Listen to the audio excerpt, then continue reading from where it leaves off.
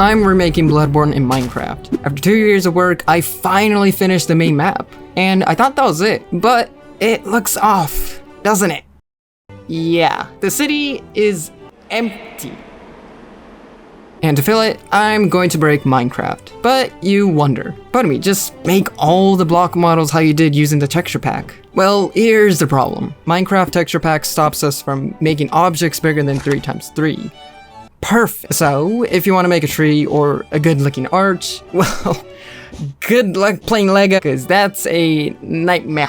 Luckily, that's only for the block models format. See, if we made this using a format called entity models, like what we use for mobs, oh well, we have infinite scale, and we can also rotate it in any angle. We're free! But for all that beautiful stuff, we need to use some Java. So in today's video, we're going to update this city by breaking Minecraft to make Bloodborne.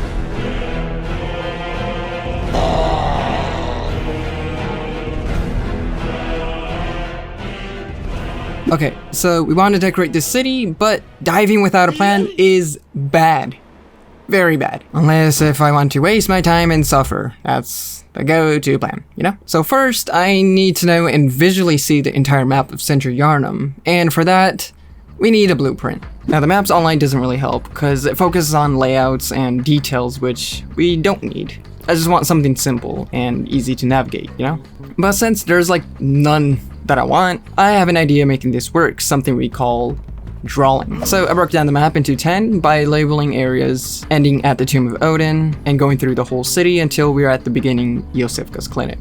And we're going to start from here, which we can immediately find a couple objects. The gate, a lever, 3 types of coffins, trees, and a statue. But that's not all of them. We can also find a lot more objects inside the building, varying from chandeliers to generic furniture, curtains, and more. Okay, now that we know what objects to make, let's start modeling. But I want to recreate the objects as close to Bloodborne's original design while also keeping the Minecraft feeling there. So to make that happen, we need to focus on 3 main elements: scale, design, and color.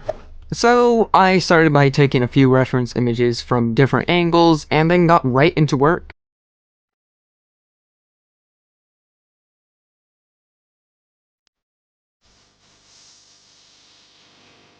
And after a couple hours, not only I made the golden coffin, but also the iron and wooden one. Following that, I've also made the objects outside the clinic and literally everything that was related to interior stuff. Oh my gosh, this was like 2 weeks of work, but it's starting to look exactly like Bloodborne.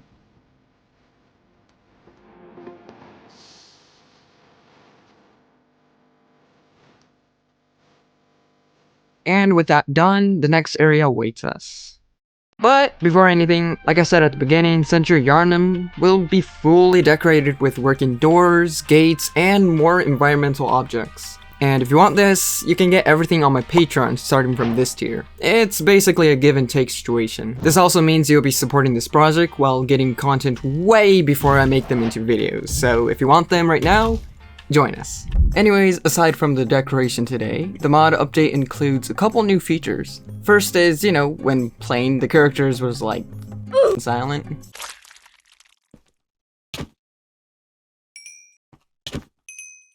Well, finally, we have custom sound effects which were made by Arcamus, and animations from Anello and Sale Holmes. And I like how the characters are starting to feel alive, you know? So next is doors and objects, but we'll get into that later. So for now, let's get back to modeling. As you can see, the trace is really small, and with that, there's only a couple objects to make. First is the hunter's lamp, next is the NPC window, and last is the ladder. Man, making this lamp was a bit difficult, but fun. I think I did a good job with the bell and lamp part. Also for the ladder, I animated it so we can make it functional, you know? And over here at the avenue, this section of the map is filled with stuff, from horse carcasses to carriages, wheelchairs, and cabriolets. Anyways, there are a total of 5 main objects here, and I want to start with making the carriage. So first we make a model and scale it to its perfect size. I then added wheels and started painting its features. And I kind of just modeled while designed the whole thing. Man, I really like how it looks, especially the gold and iron wood frames, because they look so good. And a final touch, adding the cushions and curtains, and boom, it's done. I think the result turned out really cool. My favorite part is the glass and curtains for the interior. With both of them, it makes it feel real, and I love things like this. Great detail, Potomy.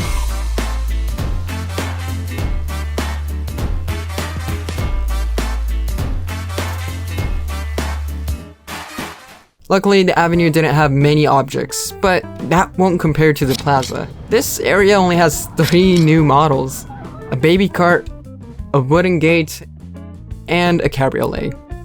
And with that, we now have the next area waiting for us. Hold on, Potomy. What about the mod update? You know, that new stuff? Showcase it? Oh, okay. While I was doing this, we were working on 5 other features. Well, first is, you know, the death animations and sound effects. Also, since we're in the plaza, we can find these dudes.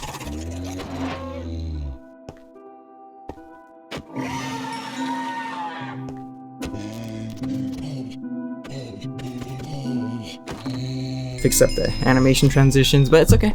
Second is the freeze items. This is literally what it means, but it's going to be useful when the tool items kicks in, which is the 3rd feature, but we'll get into that later. So first, let's finish off the bridge, which luckily doesn't have any new objects, and there's mostly things already made, but the hearse, which in the beginning I dreamed of getting one in real life, but after learning what it was for, not much anymore, because apparently hearses are made to carry dead bodies.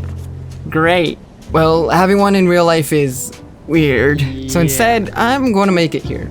So I first focused on recreating each element for this model, starting from the length of the model itself, the shape of the curtains, door, and the wood carving designs. I also was extra careful when designing materials like iron and wood because, you know, I don't want to mix them together. For the final part, I finished the model by adding lanterns, making small details, and tweaking the overall design. This was like 4 hours of work, but we now have a hearse and the environment is starting to look pleasing.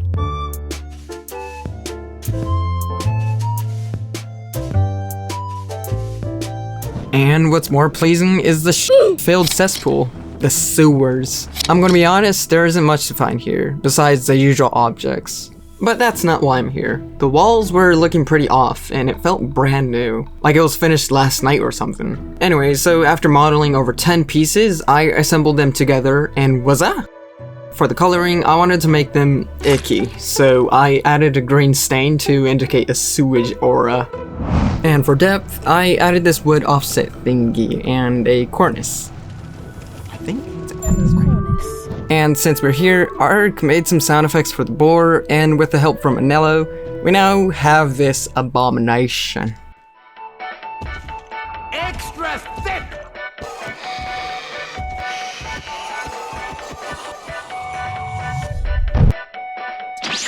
The sewers isn't done yet. There's actually this weird looking structure, and in it we're missing some hidden objects. But to get there, we need to go through this sticky and smelly water.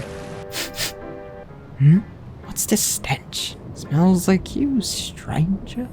But what smells even worse is the dock. Like, dude, boats and sewers? I'll get diseases on my first day working down here, man. Like, damn. There's also, like, hooks here, which I assume carries the boats.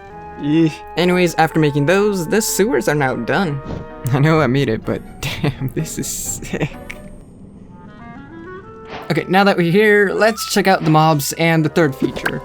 We now have 3 types of tools, which can be handy if we want to, for example, move an object like this, rotate it crazy, or scale them. Holy shit, humongous coffin! And with that, we can also use those on mobs. What? But a bit of a small issue. Some of the tools sometimes don't work, and they could, like, mess around with ya. So that's where we're going to use the items I mentioned. The freeze items. Okay, with that out of the way, Yharnam is almost done. We started off from the clinic, to the avenue, the bridge, and the sewers. But in Yharnam, there's actually another clinic right beside the Great Bridge. Though, like in Yosefka's clinic, there aren't any IV blood stands or tables here, which means this clinic wasn't used as an institution, I think? But instead, there's a new object that wasn't in Yosefka's clinic. The coffin stands and a single door with open and close animations. Of course, there's a door. So, after a bit of taking notes in the editor, I roughly spent over 10 hours modeling objects and making really smooth animations for the door. I like it!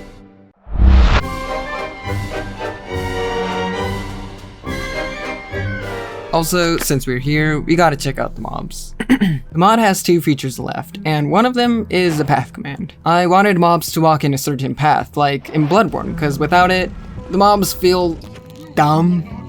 But Minecraft doesn't have any easy way to do that. Thank you. So I messaged Night Spring about this, and oh boy, this is starting to feel like a game. The system works like a charm, but this goes pretty deep, so we'll get into that in another video. Alright, so there are now only two areas left, and one of them is here in the promenade. This area splits into two sections, and before heading to the main, let's head over to the right, where we can find ourselves surrounded by dog cages, which I totally forgot to do, so let's get that done real quick. 3 hours. Starting with making the iron bars and working on the wood frames. I did some minor adjustments, and after that, I made a door and began working on the chains.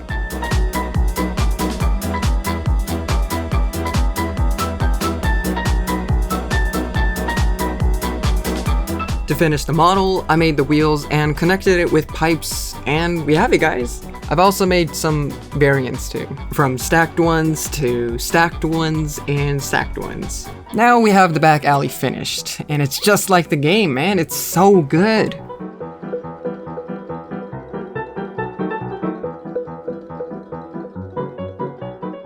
Well, all that's left is to model 3 more objects. So, heading back to the promenade, and going straight this time, there will be a structure, and in it, we can find a mechanism.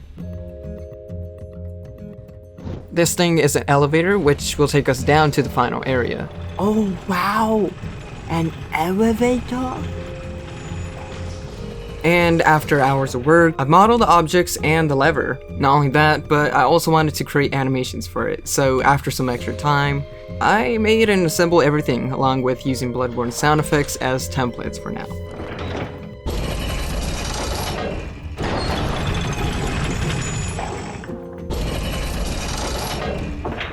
The mod has one feature left, and you know, I think it's one of the most important things for especially Souls games. The lamp.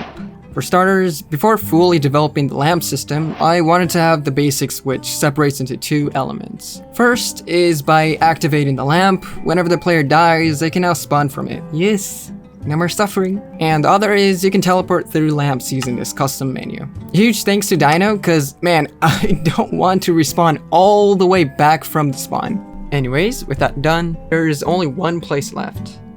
Tomb of Odin. Hello, Gascoigne. So far I've modeled everything, and the only objects that's left is this giant statue, which took a good amount of time to make, almost 6 hours. I just don't like making statues. I like doing plants and structures, but it's like I don't have the required level of human clothing knowledge or whatever. And it takes the double amount of time to make human stuff, so you know what I mean? But alas, since I pour my souls into every model, the result is, yeah, it's worth it. Oh, and one last thing. I totally forgot about that this room counted as part of Central Yarnum, so I spent additional hours making 7 models. And with all that done, let's have a look at the final results.